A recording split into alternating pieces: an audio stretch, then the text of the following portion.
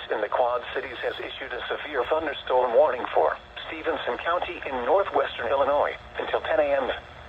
At 9:26 a.m., severe thunderstorms were located along a line extending from near Monticello to near Foreston, moving east at 45 miles an hour. Hazard, 60 miles an hour wind gusts. Source, radar indicated. Impact, expects damage to roofs, siding, and trees.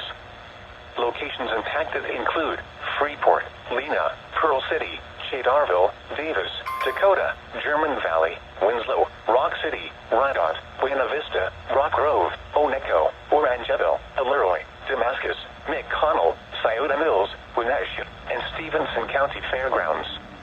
Remain alert for a possible tornado. Tornadoes can develop quickly from severe thunderstorms. If you spot a tornado, go at once into the basement or small central room in a sturdy structure. For your protection, move to an interior room on the lowest floor of a sturdy building.